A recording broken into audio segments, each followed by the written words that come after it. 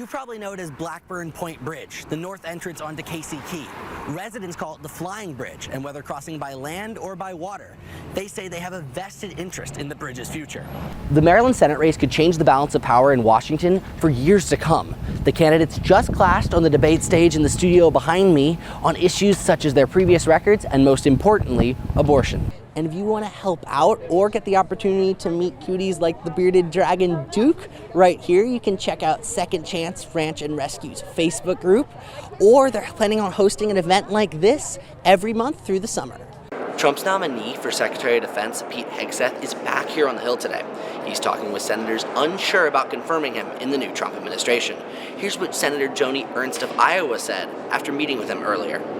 While it is quite a rainy day out here on Anna Maria Island, sea turtle nesting season is still in full swing, and it's a key part of this ecosystem and Anna Maria Island's culture.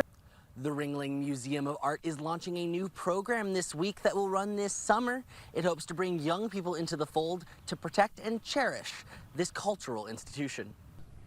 Organizers tell me they plan to gather almost 300 people here at the mall at UTC to protest Trump's actions tomorrow. Yeah, Rick, I mean, these businesses were hit hard by the storm, but they tell me that it's really that they worked with the community to come back. One of the proposed roads would run right behind me here in Palmetto, and the folks in this neighborhood, they say they're not happy about that. Instead of this view right here, it would be a 4-lane road. This would be our front yard. Macy Reeves bought her home in Palmetto specifically because it was off the beaten path. We found this beautiful slice of heaven here in Palmetto. We sit on 5 acres. We're 1,000 yards off the road, so we don't even hear traffic most times. But her slice could get sliced in half. A proposal from the Florida Department of Transportation could result in a new road built right through her property. It's coming to where, if anywhere on our property, it would gravely affect us. I mean, it would just affect everyone. The plan from FDOT includes 10 possible routes to cross the Manatee River from Bradenton to Palmetto. In a statement, the Florida Department of Transportation says the Bradenton-Palmetto Connector Alternative Corridor Evaluation Study is complete. The project has recently entered the project development and environment phase, during which 3 corridors are being further evaluated. But Reeves still worries the road will drastically affect her land and her animals. We wanted real, authentic Florida with Florida oaks and ponds and wildlife and everything like that. Now, it's important to note that we're not anywhere near the finish line for this project, and that's exactly why the folks around here, they want to have their voices heard before any final decisions are made. We'll keep you up to date online and on air. You probably know it as Blackburn Point Bridge, the north entrance onto Casey Key. Residents call it the Flying Bridge, and whether crossing by land or by water, they say they have a vested interest in the bridge's future. Good day for it. For Joe and Kathy Hansen, they open it every 20 minutes. being on the water and passing under the Blackburn Point Bridge Pretty cool, huh? is a moment they cherish. I love historical history, living history like that, and there it is. I would love to keep it, yeah. The 98-year-old structure is one of just 9 operating swing bridges in Florida. Sarasota County is looking to replace the bridge as they say it is safe, but does not meet modern standards. If it was low tide, we probably could, but it's not, so. Joe Hansen is a boat captain who tells me, I would like to see it stay right where it is, and hopefully the residents feel the same way. On land, lifelong Casey Key resident Virginia Morgan knows this bridge well. Keep the Flying Bridge. We love it. Back on the water, Hansen says he hopes it stays too. Well, you just don't see anything like that anymore, and I mean, the engineering behind it and the fact that it's so old that we could do those kind of things back then, really, really cool, yeah. This bridge is on the National Register of Historic Places, and one resident who works next to the bridge, she tells me that she hopes this relic of old Florida isn't going away anytime soon. Tell me they plan to gather almost 300 people here at the mall at UTC to protest Trump's actions tomorrow.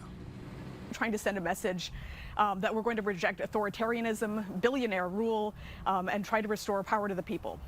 Liv Coleman leads a group that plans to bring hundreds out to speak their mind. There are no kings in America, that there's no one person, not even the president, who stands above the people. One person speaking out, Navy veteran Justin Narib.